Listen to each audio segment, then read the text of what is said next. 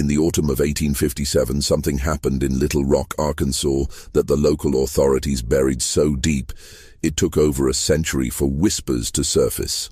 On Thanksgiving night, in what was once the grandest plantation house in Pulaski County, a slave named Samson supposedly killed his master with his bare hands, snapping Colonel Jeremiah Rutledge's neck like a dry twig. But here's what makes this story different from other tales of slave rebellion. Witnesses claimed Samson's strength that night was inhuman. Strong enough to crush a man's skull with one hand, bend iron tools into pretzel shapes, and leave handprints pressed so deep into oak beams they're still visible today. The official records were sealed, the witnesses silenced, and the entire incident scrubbed from local newspapers. What really happened on Rutledge Plantation that Thanksgiving? And why did 3 separate county officials spend the rest of their lives claiming that what they saw that night defied all natural explanation? Before we continue with the story of Samson and the secrets buried beneath Rutledge Plantation, if you're fascinated by these forgotten chapters of American history, hit that subscribe button and let us know in the comments what state you're listening from, because tonight's tale might be closer to your hometown than you think. The story begins in the heart of Arkansas Territory, 20 miles south of Little Rock, where the Arkansas River carved its lazy path through some of the richest bottomland cotton country in the South. By 1857, Rutledge Plantation had grown to encompass over 3,000 acres, worked by nearly 200 enslaved souls who lived in the shadow of Colonel Jeremiah Rutledge's imposing Greek Revival mansion. Rutledge himself was a man of contradictions. A Massachusetts-born lawyer who'd moved south in his 20s, drawn by the promise of easy wealth in cotton speculation. Unlike many plantation owners who were born into the system, Rutledge had chosen it, and perhaps because of that choice, he ruled his property with a methodical cruelty that shocked even his neighbors. He kept meticulous records of punishments, maintained detailed breeding charts for his human property, and was known throughout Pulaski County for his scientific approach to slave management. The enslaved community at Rutledge Plantation lived in 2 distinct quarters, the field hands in rough-hewn cabins near the river, and the house servants in slightly better accommodations closer to the main house.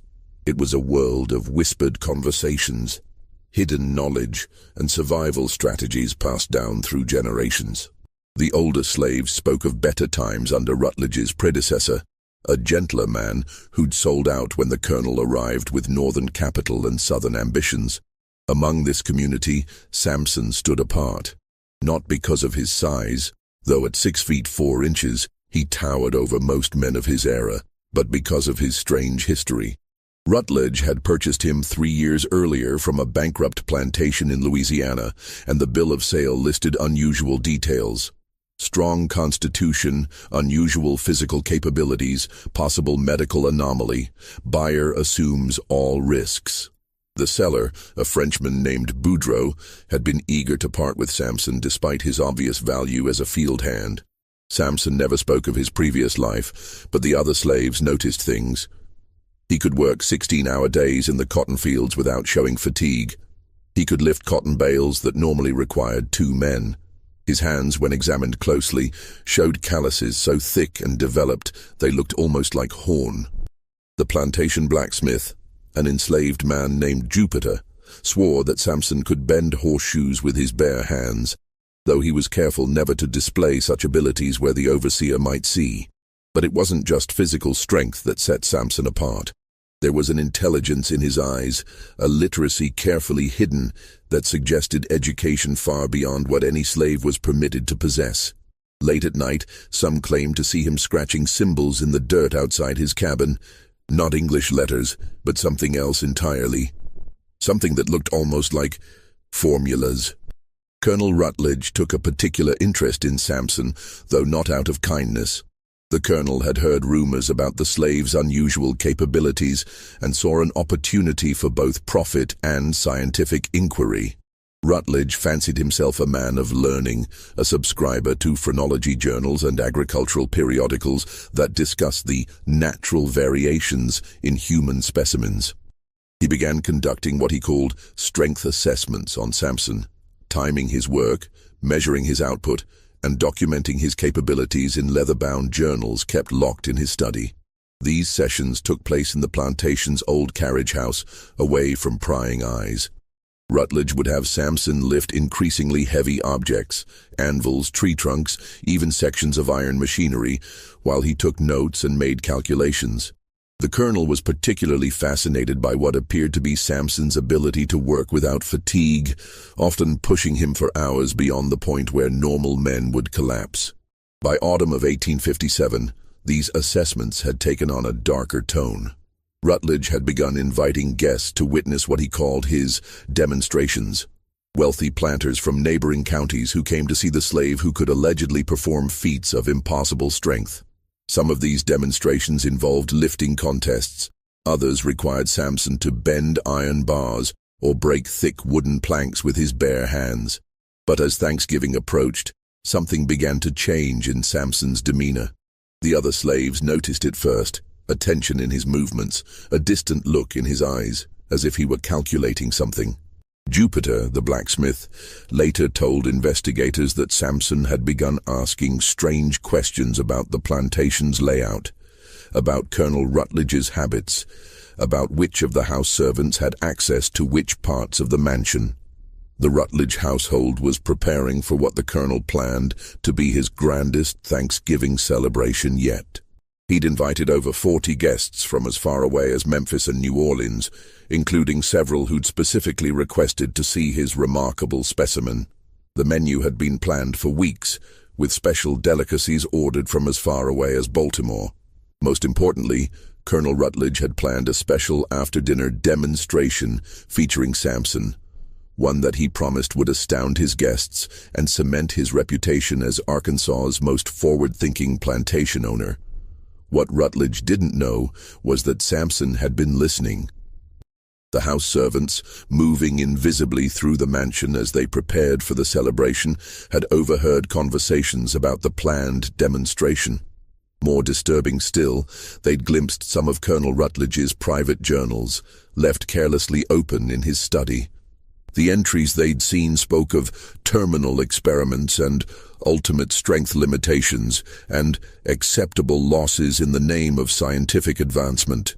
As Thanksgiving Day, 1857, dawned crisp and clear over the Arkansas bottomlands, both Colonel Rutledge and Samson were making their final preparations. Neither man knew that before the night was over, one of them would be dead, and the other would vanish into the Arkansas wilderness, leaving behind only questions that would haunt Pulaski County for generations to come. November 26, 1857, began like any other Thanksgiving at Rutledge Plantation. But the undercurrents of tension were impossible to ignore for those who knew where to look. By dawn, the mansion's kitchen was alive with frantic preparation as house slaves worked under the watchful eye of Molly Crittenden, the head cook, preparing a feast that would seat 50 guests in the plantation's grand dining room. Samson had been assigned to help prepare the grounds, setting up additional seating on the mansion's wraparound veranda and ensuring the oil lamps were properly filled and positioned for the evening's entertainment. But those who worked alongside him noticed something different, an economy of movement, as if he were conserving his strength for something specific. His usual willingness to take on the heaviest tasks had been replaced by a careful calculation of effort that seemed almost strategic. Colonel Rutledge spent the morning in his study, reviewing his notes and preparing for what he'd privately dubbed the grand demonstration. His journals from that day, discovered decades later during the mansion's demolition, revealed his excitement about showing his guests what he believed would be the ultimate proof of his theories about human physical limitations. The final entry, written in his careful script that morning, read, "Today I shall push the specimen beyond all previous thresholds. Science demands nothing less than complete understanding." The guests began arriving around noon, their carriages creating a steady stream along the plantation's oak-lined drive. Among them were some of the most prominent names in Arkansas society. Judge Cornelius Dillingham from Little Rock, plantation owner Samuel Vaughn from Helena, and Dr. Nathaniel Pemberton, a physician from Memphis who'd gained notoriety for his writings on racial physiognomy. But the guest who drew the most attention was Professor Emanuel Voss, a German immigrant who claimed expertise in what he called physical anthropology, and who'd traveled from as far as St. Louis to witness Rutledge's famous slave. As the afternoon progressed and the guests enjoyed their pre-dinner drinks on the veranda, Samson continued his preparations with the methodical precision of a man following a carefully rehearsed plan.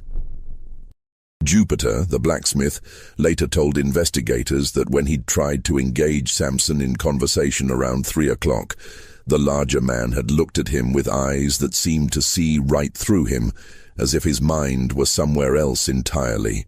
The dinner itself proceeded without incident.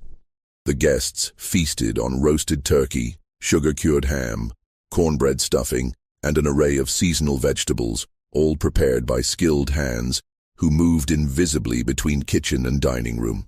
The conversation flowed as freely as the wine, with discussions of cotton prices, territorial politics, and the growing tensions between North and South that would explode into war just 4 years later. But as the evening wound toward its climax, Colonel Rutledge stood to address his guests, his face flushed with wine and anticipation. "Gentlemen," he announced, his voice carrying over the murmur of conversation, "tonight you will witness something that challenges everything we thought we knew about the limits of human capability. My specimen, Samson, will demonstrate feats that would have been considered impossible just a generation ago." The guests followed Rutledge out to the old carriage house, their voices excited and skeptical in equal measure. Torches had been arranged around the building's perimeter, casting dancing shadows against the weathered wooden walls. Inside, the space had been cleared except for an array of testing apparatus, iron bars of various thicknesses, wooden beams, and what appeared to be sections of railroad iron arranged on heavy wooden blocks. Samson was already waiting inside, his massive frame silhouetted against the torchlight.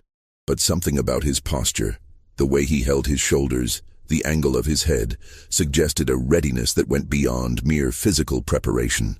Dr. Pemberton, the Memphis physician, later wrote in his private diary that looking at Samson that night was like looking at a spring wound to its breaking point, all controlled energy waiting for release.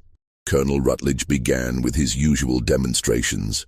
Samson lifted weights that should have been impossible for any man, bent iron bars that should have required machinery, and split thick oak beams with his bare hands while the guests watched in amazement. Professor Voss took copious notes, muttering in German and occasionally asking Rutledge to repeat certain tests. But as the evening progressed, Rutledge's demands became more extreme. He ordered Samson to lift heavier weights, bend thicker iron, break harder wood.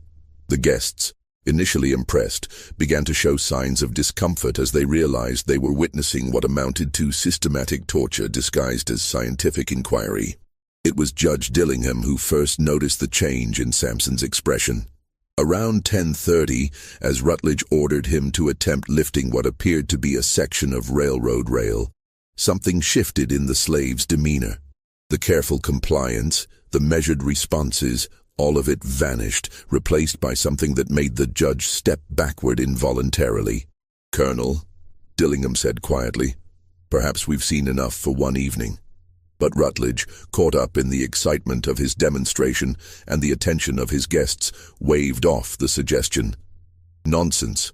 We're just reaching the truly interesting thresholds. Samson, I want you to attempt something we've never tried before." He gestured toward a massive piece of machinery that had been moved into the carriage house earlier that day. The iron flywheel from a cotton gin, weighing easily 400 pounds. For a long moment, Samson stared at the flywheel, then at Colonel Rutledge, then at the circle of expectant faces surrounding them. When he finally spoke, his voice was so quiet that several guests had to lean forward to hear him. "No, sir." The simple refusal hit the gathering like a physical blow. In the antebellum South, a slave's direct refusal of a master's command was unthinkable, a violation so complete it demanded immediate and violent response.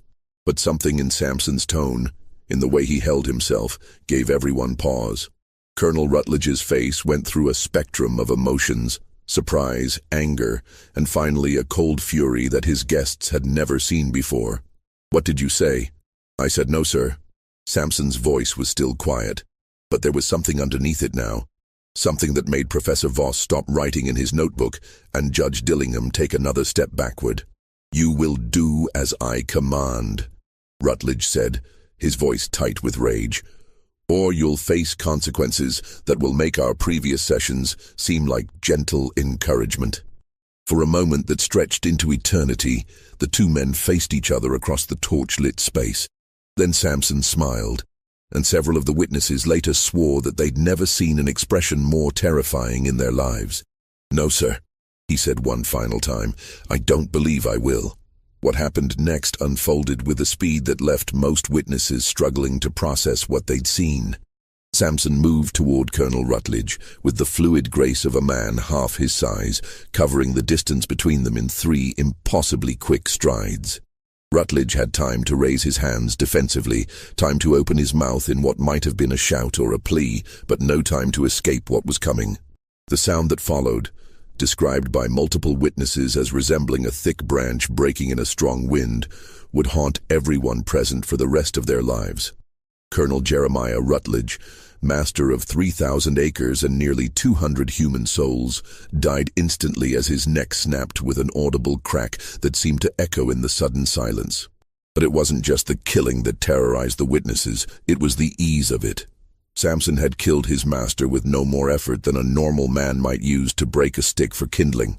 For a moment that felt frozen in time, he stood over Rutledge's body, his massive hands still positioned as if he were holding something delicate that had simply broken.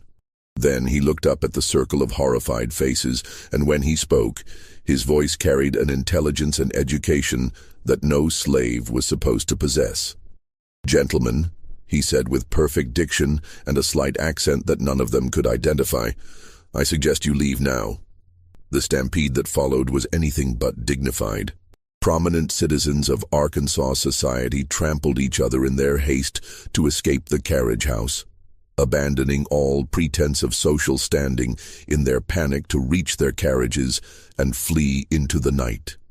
Within minutes, Rutledge Plantation was empty, except for the slaves in their quarters, the body of their former master, and Samson, who stood alone among the scattered testing apparatus and flickering torches.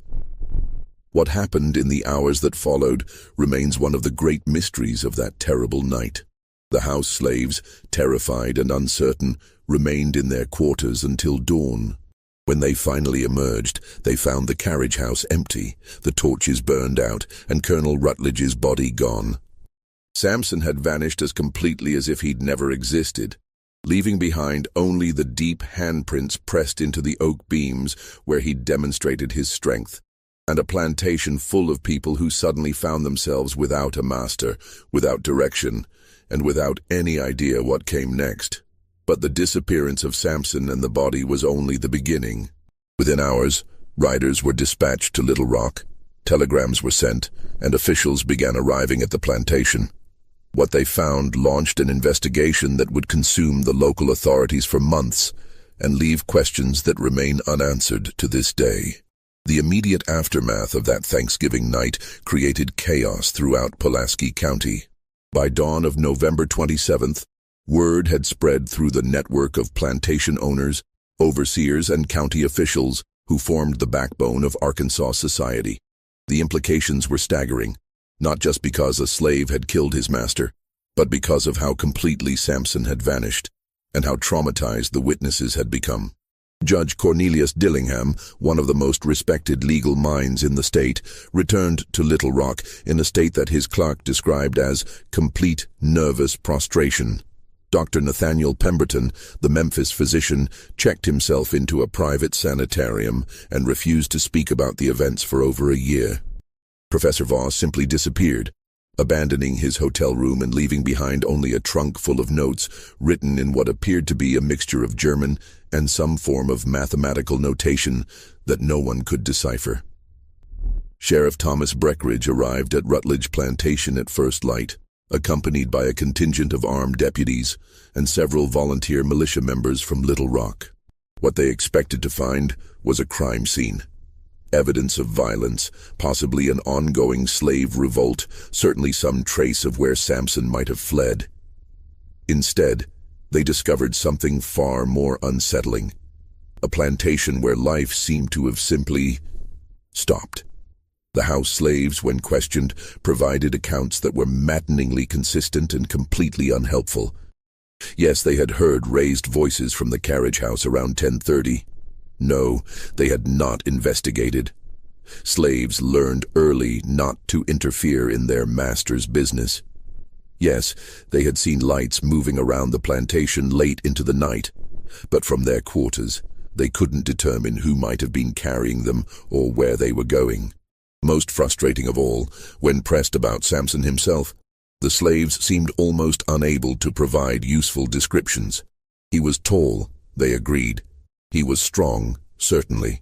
But when asked about his personality, his habits, his relationships with other slaves, they became vague and evasive in ways that suggested either deliberate concealment or genuine confusion about who Samson had really been. Jupiter, the plantation blacksmith, proved to be the most forthcoming witness, though his testimony raised more questions than it answered. Under pressure from Sheriff Breckinridge, he admitted that Samson had possessed unusual strength, far beyond what any normal man should have been capable of. But when pressed for specifics, Jupiter's account became increasingly strange. He could work all day without getting tired, Jupiter testified, his hands twisting nervously in his lap. But it wasn't natural tired, you understand? It was like he was powered by something different than the rest of us. And sometimes, late at night, I'd see him doing things that didn't make sense. What kind of things? Sheriff Breckinridge pressed. He'd be working with numbers, scratching them in the dirt. But they weren't like any numbers I ever seen. And sometimes he'd be talking to himself, but not in English, in something else. Something that sounded... Jupiter hesitated, clearly struggling with how to describe what he'd observed. Something that sounded like he was giving orders, not just talking. Like he was used to being in charge of things. The physical evidence at the plantation was equally baffling. The carriage house showed clear signs of the previous night's activities. Scattered weights, bent iron bars, broken wooden beams. But there was no blood, despite the violent nature of Colonel Rutledge's death. There were no clear footprints leading away from the building, despite the soft earth that should have preserved tracks. Most mysteriously, there was no body. Sheriff Breckinridge organized search parties that combed the Arkansas bottomlands for miles in every direction. They dragged ponds, searched abandoned buildings, followed every creek and river in a 20-mile radius. But Samson seemed to have vanished as completely as morning mist, leaving behind no trace of his passage. The investigation took on an increasingly desperate quality as days turned into weeks. Governor Elias Conway, under pressure from prominent plantation owners throughout the state, authorized a reward of $500 for information leading to Samson's capture. An enormous sum that drew bounty hunters from as far away as New Orleans and Memphis. Wanted posters appeared throughout the Arkansas Territory and neighboring states, featuring a description so generic it could have applied to dozens of men. Large Negro male, approximately 6 feet 4 inches tall, unusually strong build, answers to the name Samson, extremely dangerous, approach with caution. But as the weeks passed, a more troubling pattern began to emerge. Several of the bounty hunters who'd taken up the search reported strange encounters in the Arkansas wilderness, glimpses of an impossibly tall figure moving through the forests at night, campsites that appeared to have been occupied by someone of enormous strength, trees that had been uprooted or bent in ways that suggested superhuman force. More disturbing still were the reports that began filtering in from other parts of the state. A plantation owner near Pine Bluff reported that his slaves had begun acting strangely, whispering among themselves and showing signs of what he called dangerous excitement. Another planter near Helena claimed that his overseer had quit suddenly after reporting that the slaves were talking about someone called the Strong Man, who was coming to set things right. By Christmas of 1857, the Samson investigation had become something of an embarrassment to Arkansas law enforcement. Despite the massive manhunt, the substantial reward, and the involvement of federal marshals, they were no closer to finding their fugitive than they had been on Thanksgiving night. Worse, the case was beginning to attract unwanted attention from northern newspapers, which had begun running sensationalized accounts of the Arkansas Superman, who had supposedly killed his master and vanished into thin air. It was during this period that the first attempts at official cover-up began to emerge. Governor Conway, concerned about the impact on Arkansas's reputation and the potential for the case to inflame tensions between North and South, quietly ordered all official records of the investigation sealed. The reward was withdrawn, the wanted posters removed, and newspapers were discouraged from running further stories about the case. But the most significant development came from an unexpected source: Colonel Rutledge's personal papers. When his estate was finally settled in early 1858, his executors discovered something that had been overlooked during the initial investigation. Hidden in a false bottom of the colonel's desk was a collection of documents that suggested his interest in Samson had gone far beyond simple scientific curiosity. Among these papers was correspondence with several northern universities, including detailed discussions about human experimentation and physical enhancement studies. There were receipts for chemical compounds ordered from laboratories in Boston and New York, substances with names that meant nothing to local investigators but suggested medical or scientific applications.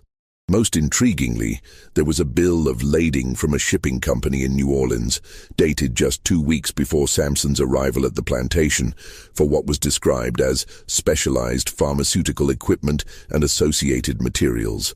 The final document in this hidden collection was perhaps the most disturbing: a contract with a company called Meridian Research Associates, based in Boston, for what was described as ongoing physiological assessment and enhancement protocols. The contract was signed by both Colonel Rutledge and someone identified only as Subject S, in handwriting that several of the house slaves identified as belonging to Samson himself. These discoveries raised questions that no one in Arkansas was prepared to answer. Had Samson been part of some sort of medical experiment? Had Colonel Rutledge been working with northern interests to develop new forms of human enhancement? And if so, what did that mean for understanding the events of Thanksgiving night, 1857? The official response to these revelations was swift and decisive. The documents were classified as sensitive estate materials, sealed by court order, and transferred to federal custody. The executors were sworn to secrecy. The house slaves who had identified Samson's handwriting were quietly sold to plantations in distant states, and all mention of Meridian Research Associates was scrubbed from official records. But rumors persisted, spreading through the underground networks that connected slave communities throughout the South. Stories of the strong man who had broken his chains and disappeared into legend. Tales of government experiments and northern conspiracies. Whispers about other plantations where similar specimens might be undergoing similar treatments, and what might happen if they, too, decided they'd had enough. As 1858 dawned over Arkansas, the Samson case officially no longer existed. But in slave quarters throughout the South, in the private correspondence of worried plantation owners, and in the locked files of federal offices in Washington, the questions raised by one Thanksgiving night continued to multiply. And somewhere in the vast wilderness of the Arkansas Territory, those who claimed to have seen him insisted that Samson was still out there, growing stronger, biding his time, and possibly planning something that would make his actions at Rutledge Plantation seem like just the beginning. Spring of 1858 brought new developments that would deepen the mystery surrounding Samson's disappearance and raise questions about the true nature of what had occurred at Rutledge Plantation. The first indication that the case was far from closed came from an unexpected source: the Pinkerton Detective Agency, which had been quietly hired by parties unknown to conduct their own investigation into the events of Thanksgiving night. Alan Pinkerton himself arrived in Little Rock in March, accompanied by two of his most experienced operatives. Unlike the local authorities, who had focused their efforts on tracking Samson's movements after the killing, the Pinkertons were interested in what had happened before his arrival at Rutledge Plantation. Their investigation would uncover a trail that stretched back through Louisiana, Mississippi, and eventually to a series of medical facilities in the Northeast that had been conducting what they euphemistically called human improvement research. The Pinkerton investigation began with the original bill of sale that had brought Samson to Arkansas. Detective James Hawthorne, posing as a potential slave buyer, traveled to Louisiana to interview the original seller, the Frenchman named Boudreaux. What he discovered was deeply unsettling. Boudreaux's plantation, located in the Bayou country south of New Orleans, had been the site of extensive medical experiments conducted under the auspices of what was called the Southern Health Initiative. The program, ostensibly designed to study diseases common among enslaved populations, had actually been testing various chemical compounds and medical procedures designed to enhance human physical capabilities. The Frenchman was nervous from the moment I mentioned Samson's name, Hawthorne wrote in his confidential report to Pinkerton. He kept insisting that he had disclosed all known risks in the bill of sale, that he bore no responsibility for what happened afterward. But when pressed, he admitted that Samson had been part of what he called the enhancement protocol for over 2 years before the sale. According to Boudreaux, the Southern Health Initiative had been funded by a consortium of northern investors who were interested in developing more efficient labor systems. The experiments involved exposing subjects to various chemical treatments, carefully monitored exercise regimens, and what were described as nutritional optimization protocols. Most subjects showed modest improvements in strength and endurance. A few showed dramatic changes, and a very few, like Samson, began to display capabilities that seemed to transcend normal human limitations. But there were side effects, Boudreaux had confided to the Pinkerton detective. The enhanced subjects began to show signs of independence. They became harder to control, more questioning of authority, and some of them began to display intellectual capabilities that were most disturbing.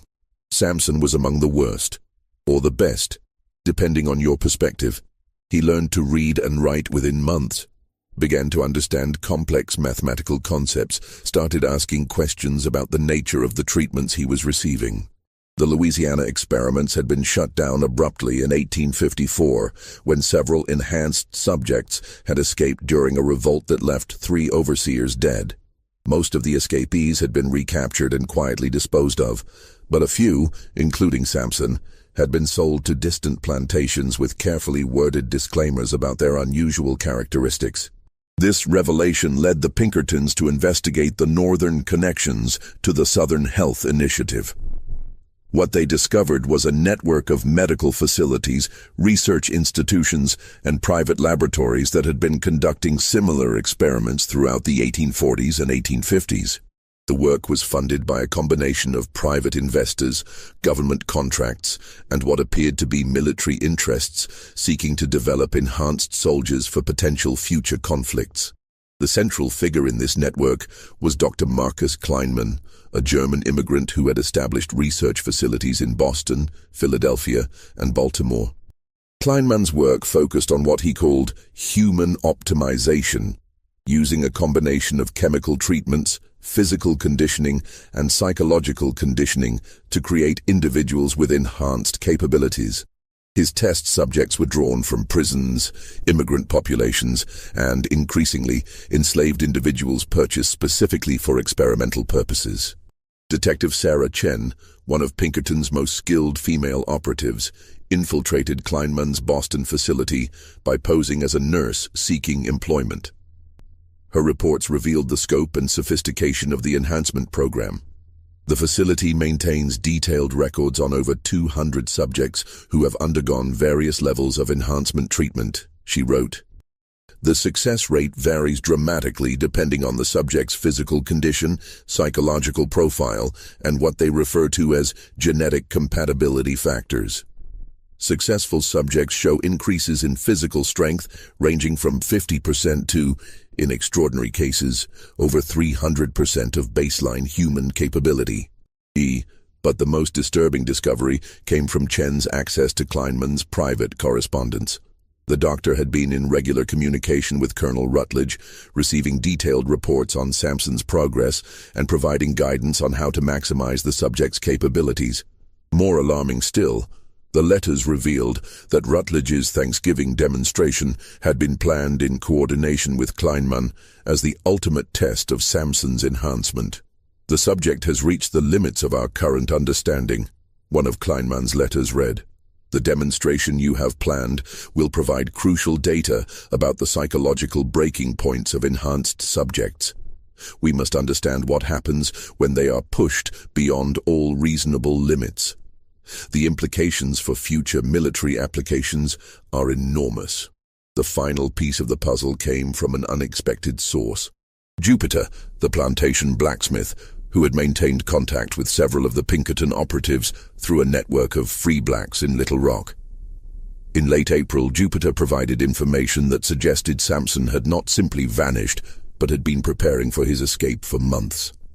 He had been making arrangements, Jupiter revealed during a clandestine meeting. There were people who knew about him, people who had been waiting for the right time. The night he killed the colonel wasn't random, it was planned, and there were others involved, people who helped him get away. This revelation led to a broader investigation of what appeared to be an underground network dedicated to helping enhanced subjects escape from their captivity. The network, which called itself the Freedom Chain, included abolitionists, free blacks, and even some sympathetic whites who had become aware of the enhancement experiments and viewed them as an abomination that went beyond even the normal horrors of slavery. The Freedom Chain had been operating since the early 1850s, helping escaped enhanced subjects reach safe havens in Canada, Mexico, or remote areas of the American wilderness. They had developed sophisticated methods for covering tracks, providing false identities, and, most importantly, helping the enhanced subjects learn to control their abilities in ways that would allow them to blend into normal society. But the most shocking revelation came in May of 1858, when Detective Hawthorne uncovered evidence that the Freedom Chain had been infiltrated by foreign agents. Documents found in a raid on a suspected safe house in Memphis revealed correspondence with British and French intelligence operatives who were interested in learning about American enhancement technologies. "The implications are staggering," Pinkerton wrote in his final report to his mysterious clients. "The enhancement program has not only created individuals with capabilities that exceed normal human limitations, but it has also attracted the attention of foreign powers who see potential military applications. If subjects like Samson have been successfully extracted to foreign territory, we may be facing a situation where America's enemies possess capabilities that we do not fully understand or control." The Pinkerton investigation was quietly terminated in June of 1858, its findings classified and its operatives reassigned to other cases.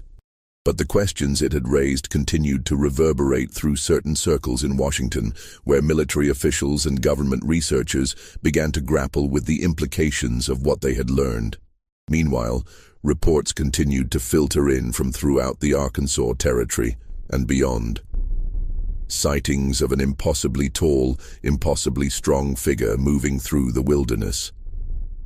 Stories from remote settlements about a mysterious benefactor who had helped escaped slaves reach freedom.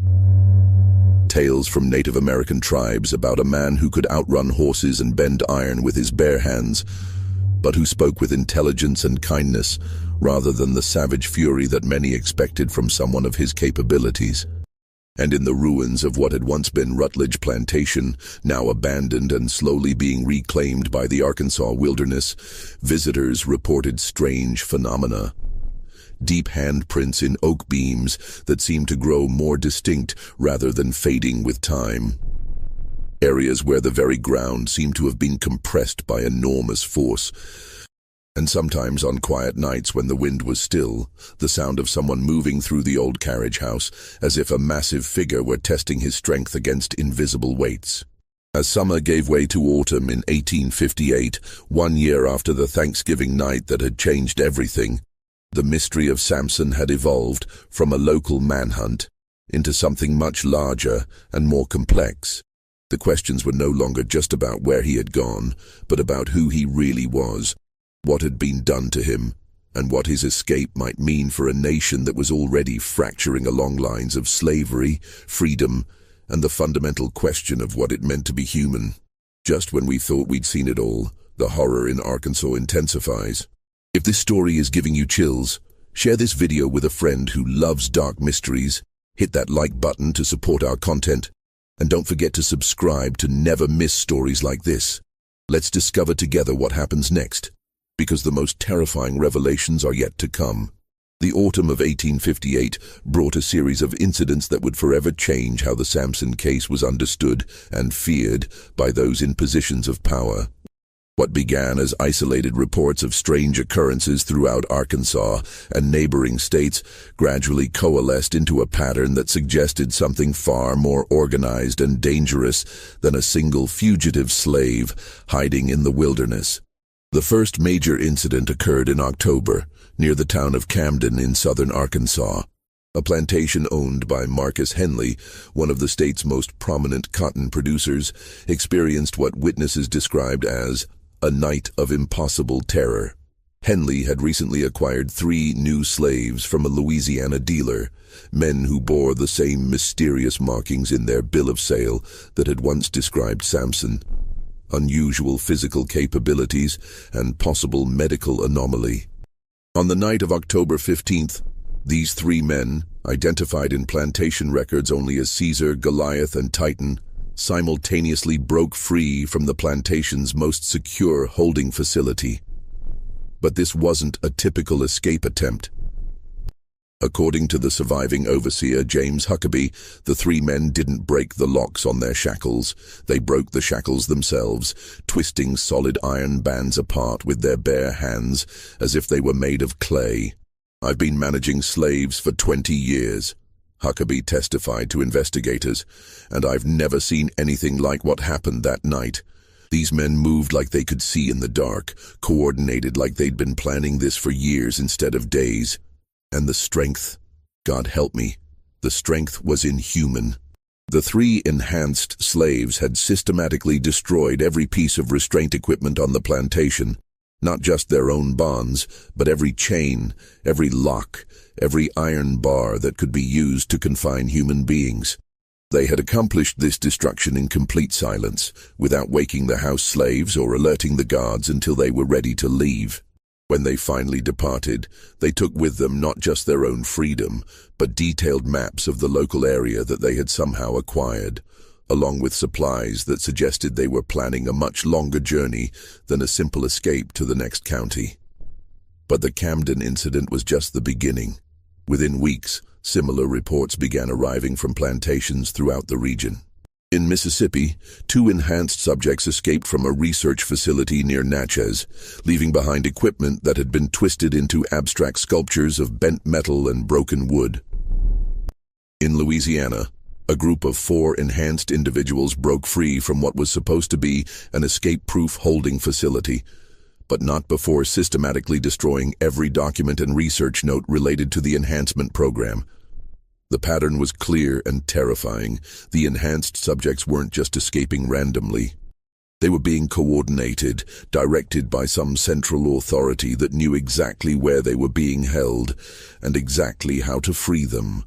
More disturbing still, they seemed to possess intelligence about the enhancement program itself, targeting specific facilities and destroying specific types of evidence with a precision that suggested inside knowledge.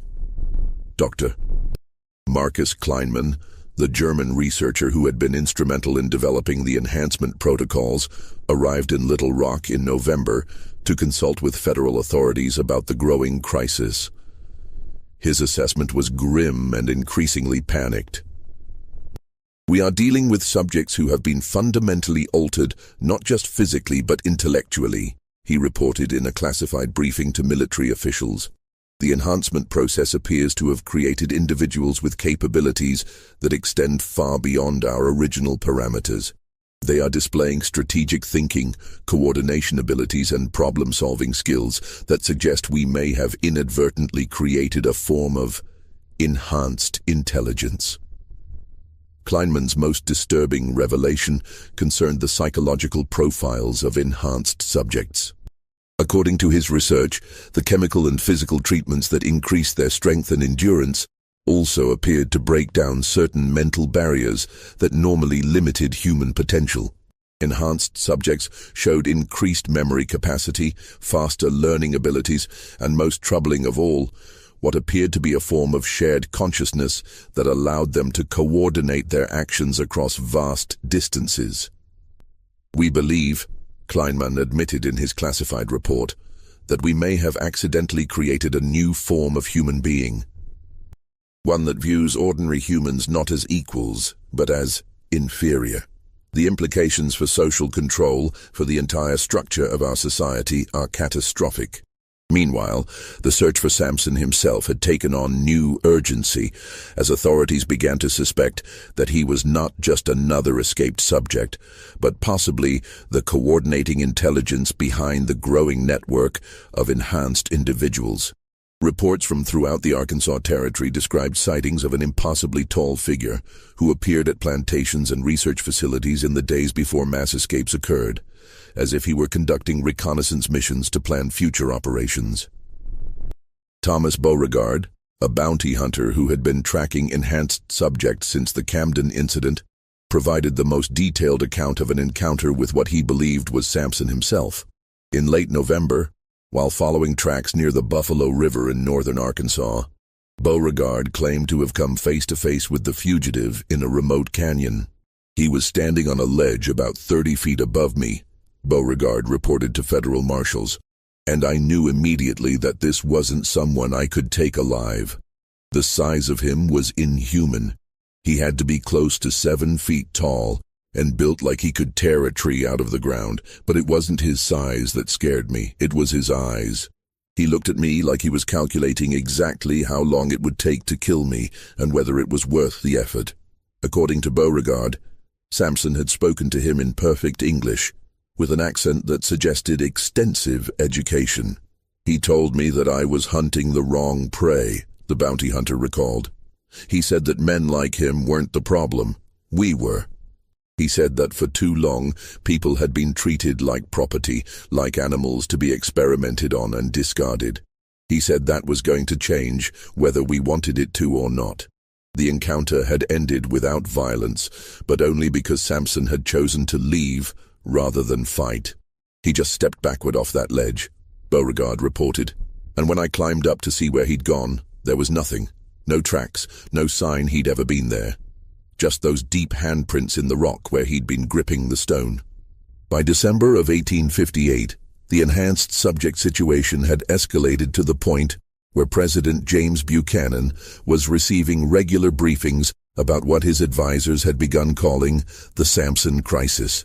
The implications were staggering, not just for the immediate security concerns, but for the broader questions about human experimentation, states' rights, and the fundamental nature of freedom and slavery that were already tearing the country apart.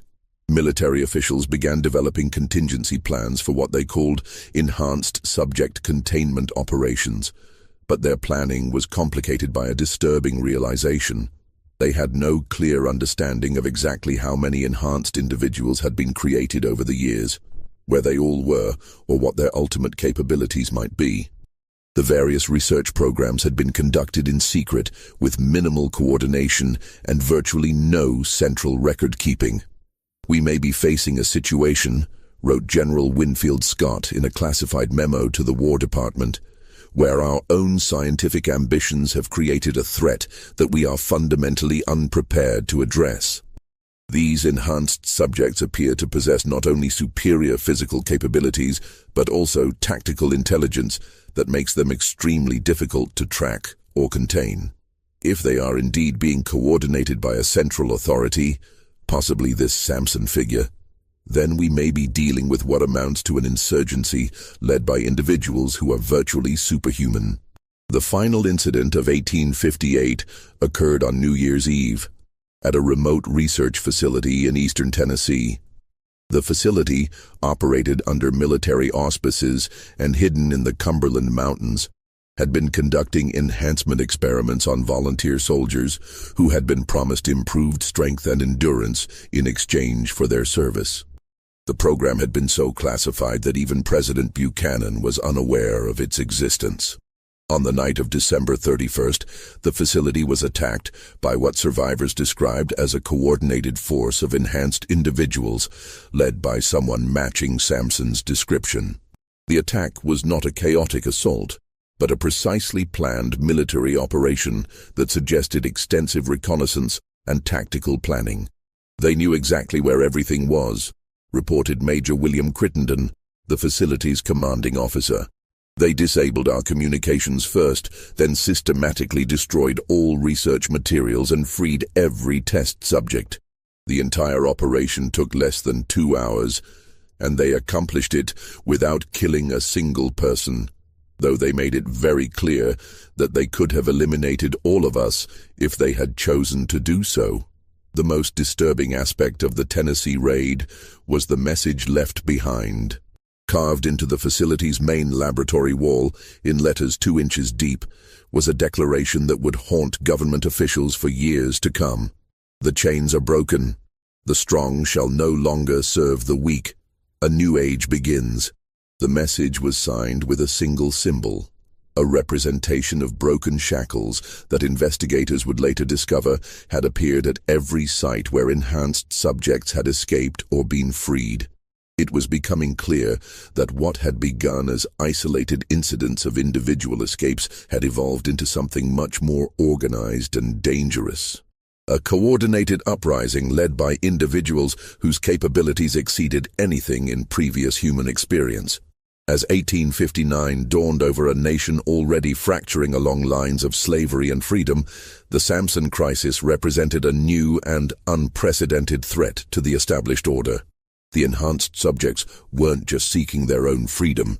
They appeared to be working toward the systematic destruction of the entire system of human bondage and experimentation that had created them. And somewhere in the vast wilderness of the American frontier, Samson and his growing army of enhanced followers were planning their next move in what was beginning to look less like a series of escapes and more like the opening phases of a war that would challenge everything Americans thought they knew about human nature, human rights, and the price of treating people as property to be bought as old and modified at will. The confrontation that would finally reveal the full scope of the Samson conspiracy came in the spring of 1859, in a location that no one could have anticipated, the nation's capital itself. What began as a routine investigation into government contracting irregularities would explode into a crisis that reached the highest levels of the federal government and threatened to expose secrets that powerful men had killed to protect. The investigation began when Congressman Joshua Giddings of Ohio, a longtime opponent of slavery, received an anonymous package containing documents that detailed the full extent of the enhancement program. The materials, hundreds of pages of correspondence, financial records, medical reports, and research notes, revealed a network of human experimentation that stretched from the bayous of Louisiana to the laboratories of Boston, all funded through a complex web of government contracts, private investments, and military appropriations. But the most explosive revelation in the documents was a roster of enhanced subjects that had been created over nearly a decade of experimentation. The list contained over 300 names, along with their locations, their enhancement levels, and, most disturbingly, their current status: captured, escaped, or terminated. At the top of the list, marked with special notations indicating both the highest enhancement level and active resistance leader status, was the name that had become synonymous with the entire crisis: Samson. Congressman Giddings, recognizing the enormity of what he had received, immediately demanded congressional hearings into what he called the systematic enslavement and torture of human beings in the name of scientific advancement.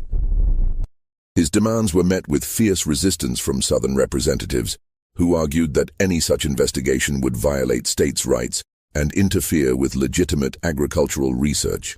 But Giddings had allies among Northern representatives who were equally appalled by the revelations, and by April of 1859, a select committee had been formed to investigate the enhancement program.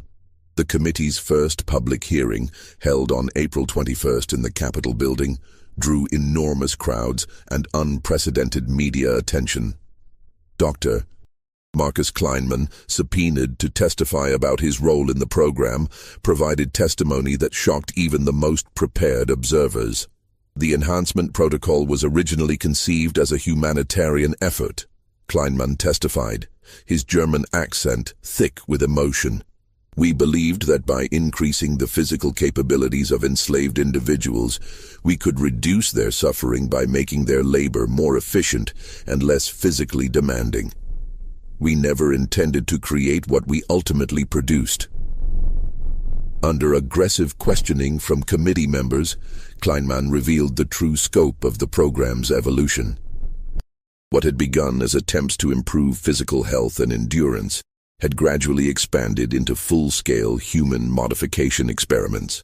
Enhanced subjects were exposed to increasingly aggressive treatments, pushed to physical and mental limits that no ethical researcher should have contemplated, and ultimately developed capabilities that transcended normal human experience. The subject designated as Samson, Kleinman admitted, represented our most successful and most dangerous outcome. His physical capabilities were approximately 400% of baseline human norms. His intellectual development exceeded our most optimistic projections, and his psychological profile indicated a level of independence and leadership potential that made him fundamentally unsuitable for continued bondage. But the most damaging testimony came from Dr. Kleinman's admission that the program had been expanded beyond enslaved subjects to include prisoners, immigrants, and eventually volunteer soldiers who had not been fully informed about the risks they were accepting. The enhancement program, originally justified as research on an already oppressed population, had metastasized into a broader system of human experimentation that violated every principle of medical ethics and individual rights. The committee's second day of hearings focused on the military and intelligence applications of the enhancement program. General Winfield Scott, testifying in closed session, revealed that the War Department had been funding enhancement research since 1852, with the goal of creating soldiers who could operate in extreme conditions and perform tasks that were beyond normal human capabilities. The enhanced subjects showed promise for special operations, reconnaissance missions, and combat situations where superior physical capabilities would provide decisive advantages, Scott testified. However, we quickly discovered that the psychological changes that accompanied physical enhancement made these subjects unsuitable for military discipline. They became increasingly resistant to authority, increasingly likely to make independent decisions, and increasingly sympathetic to causes that conflicted with military objectives. Scott's testimony revealed that the military had attempted to create their own enhanced subjects using volunteer soldiers, but the results had been catastrophic. Enhanced soldiers had deserted at unprecedented rates, often taking classified information with them. Several had been court-martialed for refusing orders, and at least 2 had been executed for what amounted to mutiny. The military enhancement program had been quietly terminated in 1857, but not before creating dozens of enhanced individuals whose current whereabouts were unknown. The congressional hearings reached their climax on April 25th, when the committee announced that they had received communication from Samson himself. The message, delivered through intermediaries whose identities were kept secret, was a formal statement that would be read into the congressional record and reported in newspapers throughout the nation. To the representatives of the American people, The statement began, "I write to you not as a former slave, not as an escaped fugitive, but as a free man who has broken the chains that bound not just my body, but my mind and spirit as well. For too long, men like me have been treated as property to be bought and sold, as animals to be bred and modified, as subjects for experiments that no decent society should permit." The statement continued with a detailed account of Samson's experiences in the enhancement program, from his initial capture and sale to his gradual understanding of what was being done to him and others like him. But the most powerful section addressed the broader implications of what the enhanced subjects had discovered about American society. Through the enhancement process, we have gained not just physical strength, but clarity of vision about the true nature of this nation's institutions. We have seen how easily men can be reduced to property when it serves economic interests. We have experienced how readily scientific advancement is used to justify the most degrading forms of human bondage. We have learned that the principles of freedom and equality that this nation claims to uphold are applied selectively, based on calculations of power and profit rather than any consistent moral framework. The statement concluded with a declaration that sent shockwaves through the Capitol. "We, the enhanced subjects who have broken free from our bondage, do not seek revenge against those who created us.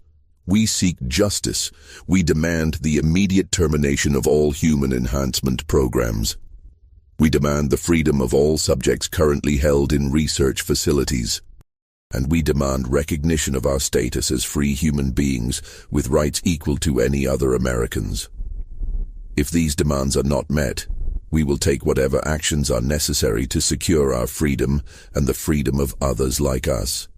The message was signed not just by Samson, but by over 50 other enhanced subjects, creating what amounted to a formal declaration of independence from a group of individuals who possessed capabilities that made them extraordinarily dangerous if they chose to use violence to achieve their goals. The immediate response from Southern representatives was predictable: demands that the enhanced subjects be hunted down and captured regardless of the cost. But Northern representatives, already sympathetic to abolitionist causes, saw the enhanced subjects' demands as fundamentally just, even if their capabilities made them frightening. The divide over how to respond to the Samson crisis became yet another factor pushing the nation toward civil war. President Buchanan, facing pressure from all sides, authorized a massive manhunt for enhanced subjects throughout the nation. Military units were deployed to search territories where enhanced subjects were believed to be hiding. Bounties were increased to unprecedented levels, and a special federal task force was created to coordinate the capture or elimination of what government officials were now calling enhanced insurgents. But even as these measures were being implemented, reports began arriving that suggested the enhanced subjects were no longer simply hiding in the wilderness. Sightings were reported near major cities: Washington, Philadelphia, New York, Charleston. Enhanced individuals were apparently conducting reconnaissance missions in urban areas, gathering intelligence about government facilities, military installations, and research centers. The climax of the crisis came on May 15, 1859, when Samson himself appeared in Washington, D.C. He didn't attempt to hide or operate in secret. He walked openly through the streets of the capital, his massive frame and impossible height making him unmistakable to anyone who saw him. Witnesses reported that he moved with complete confidence, as if he had no fear of capture or confrontation. His destination was the Capitol building itself, where he requested a meeting with the Congressional Committee investigating the enhancement program. The request was, of course, denied. Samson was a fugitive slave wanted for murder, not a legitimate political representative. But his mere presence in the nation's capital sent a message that was impossible to ignore. The enhanced subjects were no longer running and hiding. They were ready to confront their creators directly. Samson's brief appearance in Washington ended without violence, but not without consequence. Before leaving the Capitol, he left behind one final message carved into the marble steps of the Capitol building itself. The message was brief but devastating in its implications. The experiment is over. The specimens have become the scientists.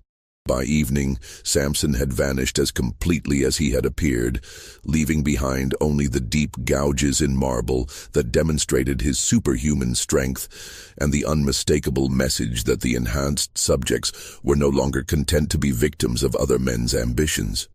They had become active agents in their own destiny, and they possessed the capabilities to challenge anyone who stood in their way. The Samson crisis had reached its ultimate expression, a direct confrontation between the enhanced subjects and the government that had created them. What happened next would determine not just the fate of Samson and his followers, but the future of human experimentation, individual rights, and the fundamental question of what it meant to be human in a nation that was already struggling to define the meaning of freedom. The resolution of the Samson crisis came not through violence or dramatic confrontation, but through a series of secret negotiations that would reshape American policy on human experimentation and set precedents that would influence government research for generations to come. The negotiations, conducted through intermediaries and kept hidden from public scrutiny, began in June of 1859 and continued throughout the summer, even as the nation moved inexorably towards civil war. The breakthrough came when President Buchanan, recognizing that a military solution to the enhanced subject problem would likely result in enormous casualties and unwanted publicity, authorized Secretary of War John Floyd to enter into direct communication with Samson and his representatives. The negotiations were conducted through a complex network of intermediaries, including abolitionist leaders who had been secretly supporting the enhanced subjects and federal officials who recognized that the crisis could not be resolved through force alone. Samson's demands, as presented through these intermediaries, were surprisingly sophisticated and legally grounded. Rather than seeking revenge against those who had created and exploited the enhanced subjects, he proposed a comprehensive solution that would address the immediate crisis while establishing principles that would prevent similar situations in the future. The core elements of what became known as the Washington Compact, though no public record of its existence was ever officially acknowledged, included the immediate cessation of all human enhancement research conducted under federal auspices, the destruction of all research materials and subject records, and the provision of new identities and financial support for enhanced subjects who wished to integrate into normal society. Most importantly, the compact established what amounted to a separate territory in the remote regions of Alaska, then still Russian territory, where enhanced subjects who preferred to live apart from normal society could establish their own communities. The arrangement was facilitated through complex international negotiations that involved Russian officials who were eager to establish American goodwill before the eventual sale of Alaska to the United States. Dr. Marcus Kleinman, whose testimony before Congress had helped expose the full scope of the enhancement program, played a crucial role in the resolution. In exchange for immunity from prosecution, he provided detailed medical information that allowed government doctors to develop treatments for enhanced subjects who wished to reduce their capabilities and integrate into normal society. Not all enhanced individuals chose this option, but those who did were able to live relatively normal lives under carefully constructed new identities. The implementation of the Washington Compact required extraordinary secrecy and coordination. Enhanced subjects throughout the nation were contacted through the underground network that had been helping them evade capture and given choices about their future. Those who chose integration were provided with new identities, financial support, and medical treatment to reduce their enhanced capabilities to more manageable levels. Those who chose separation were transported through a series of carefully orchestrated movements to the designated territory in Alaska. Samson himself chose separation, but not before ensuring that all other enhanced subjects had been given genuine options for their future. His final communication with federal negotiators, delivered in August of 1859, demonstrated the intelligence and moral clarity that had made him such an effective leader of the enhanced subject resistance. I have no desire to live among people who view individuals like me as either property to be owned or weapons to be controlled, he wrote. But I also have no desire to see unnecessary suffering inflicted on either side of this conflict. The compact we have negotiated provides a path forward that respects the autonomy of all parties while preventing future tragedies. I hope that future generations will learn from the mistakes that created this situation and will treat all human beings with the dignity and respect that every person deserves. The public resolution of the Samson crisis was carefully managed to minimize its impact on national politics and public opinion. The congressional investigation was quietly concluded with a report that acknowledged irregularities in certain research programs but avoided specific details about the enhancement experiments.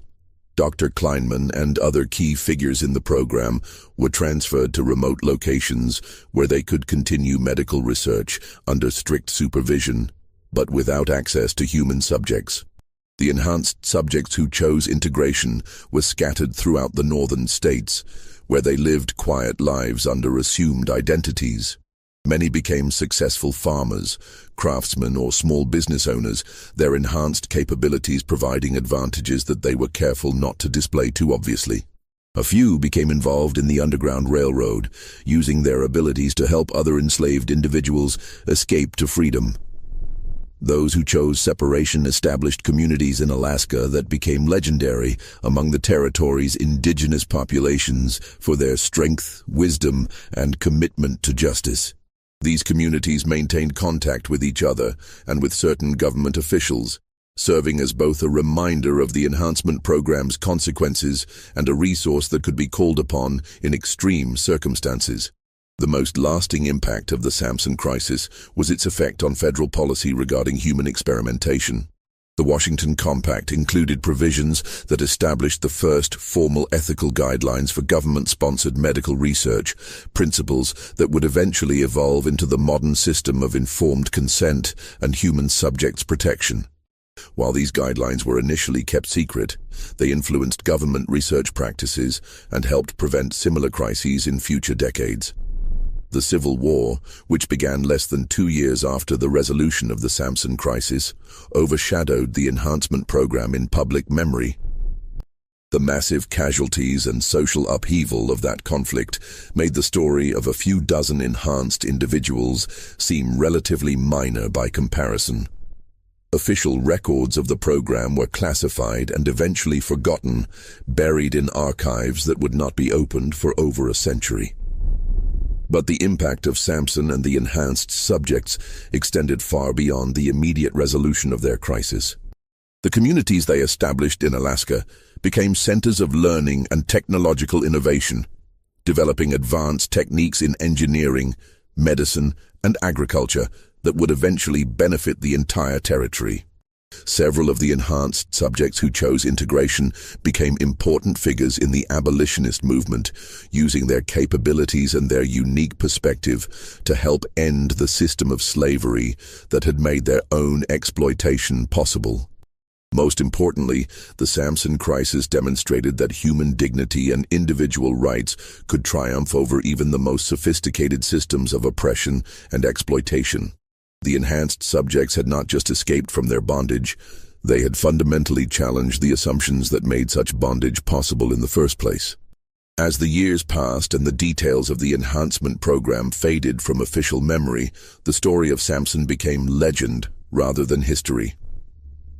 But in certain circles, among researchers who studied government ethics, among civil rights advocates who fought against medical exploitation, among indigenous communities in Alaska, who remembered the strange but honorable neighbors who had settled among them, the memory of the enhanced subjects served as a reminder of both humanity's capacity for cruelty and its potential for redemption.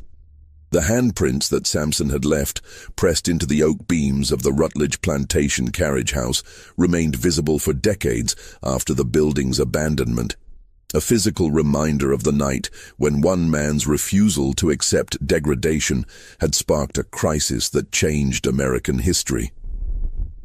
Visitors to the ruins often reported a sense of awe when they saw those marks. Not fear, but recognition of the extraordinary strength that had been required not just to break physical chains, but to challenge an entire system of human exploitation. This mystery shows us that the greatest horrors in human history often arise not from supernatural forces, but from the willingness of ordinary people to treat others as less than human when it serves their interests. But it also shows us that human dignity and the desire for freedom are forces more powerful than any enhancement, any system of oppression, or any attempt to reduce people to property. What do you think of this story? Do you believe everything was revealed? Or are there still secrets buried in the archives of our government? Leave your comment below and let us know what you think really happened to Samson and the other enhanced subjects. If you enjoyed this tale of hidden history and human resilience, subscribe to our channel, hit the notification bell, and share this story with someone who appreciates the complex and often disturbing truths of America's past. There are more forgotten chapters of our history waiting to be explored, and we'll be here to guide you through them. See you in the next video, where we'll uncover another mystery that the powerful would prefer to keep buried.